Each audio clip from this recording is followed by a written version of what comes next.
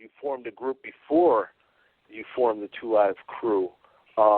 Yeah, I had a DJ group. It was called, the group was called Rock On Crew and so forth. You know, we were there doing our thing for a little bit. You know, I bought some equipment out of Fairview Heights, you know, that mall up there.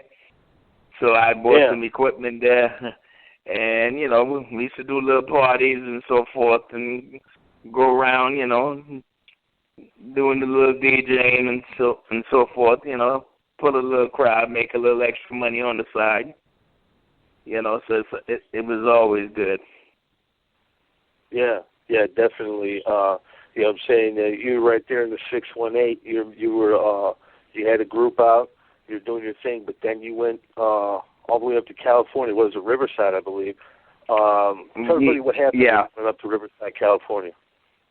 Yeah, then later on I got stationed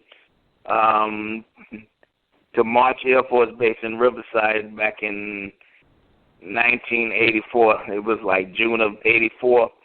And when I got there, I met Mr. Mix in the bowling alley and so forth. And then he told me it was another guy on the base that, you know, was, you know, doing hip-hop, who liked hip-hop also. So, you know, we kind of hooked up. And, you know, we went to Mix's room because he had the turntables and he had the 808 drum machine in there. And, you know, we started writing rhymes and stuff like that and, you know, doing different things. And that's how Two Live Crew formed back in 1984, March Air Force Base. And then obviously from there, you know, you guys put out records like What I Like. I played a little chunk of that at the beginning. Guy down in Miami, Florida named Luther Campbell heard your music and he was blown away. He brought you guys down there. My question about that we is... put like the first single we recorded was in Claremont, California, and that was like November, December of 84. Then we went to Macola Records and started our own record label, and Macola basically distributed our label, which was Fresh Beat Records. You know what I'm saying? Because for $500, they'll press up your records and start putting them out, and then after a while, you know, they'll take over pressing and so forth, you know. Yeah. So we put out, you know, like 2 singles, you know. So we went to Miami in 85 and so forth, met Luther Campbell, you know, because he brought us down to do some shows and so forth. And after that, you know, we had a friendship going, you know. So once I got out of the military in 86, because Mix was already out before me, we decided to come to Miami because it was either stay in L.A. because, you know, we went to Jerry Heller and so forth. You know, Don McMillan sent us to Jerry Heller, you know, for management and so forth. But you know, we decided to move to Miami and start something different. So in '86, I recorded Throw the D and so forth, and that's what started Luke Skywalker Records, you know. And then everything else from then on is history. Yeah. And you guys, you know, when you were making your music in Cali, you definitely weren't explicit like you were down in Miami. What was the deciding factor for you guys to start talking about pussy and things of that nature? Oh, well, when we were in Cali, we were more hip-hop. And when we went to Miami, you know, we seen, you know, the flavor, the Caribbean flavor, because, you know, I was born in Trinidad and so forth.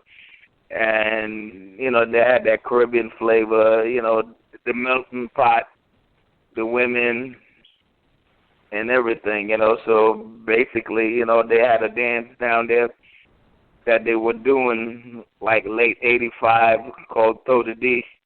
you know. So what I did, I just decided to write it up and so forth. Told Mix about it, and I wrote the song on the way back to Riverside, to California, on a red eye from Miami back. You know, it took me like 30 minutes to write that, and another 20 or 30 minutes to write Ghetto Bass and so forth, and then we incorporated the drummer's beat, which they were doing the dance to, and also Mr. Mix used to, you know, listen to a lot of joke records while we were in the military, so we incorporated that into the music also. Yeah, and here you guys are. You guys get settled down in Miami. You put out these records. You know what I'm saying? You eventually put out We Want Some Pussy. And then the album itself, Two Live Is What We Are. Out the back of Luke's mom's house, this thing goes gold. There's no major company behind you guys. How the hell did you guys pull that shit off?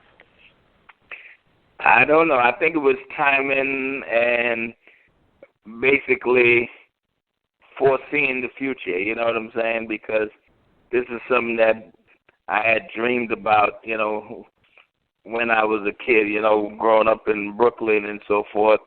You know, I wanted to rap. You know, I know I wasn't the greatest rapper and the most lyrical, but I know how to create hooks and so forth, and what brought people to the party, you know what I'm saying? So I homed in on my strengths and so forth and worked on that, you know. And basically, when we put that stuff out, man, we got lucky in a way, you know, because at that time it wasn't too many people doing different things, and, you know, rap was still independent. So, you know, it was, I would say 90% luck.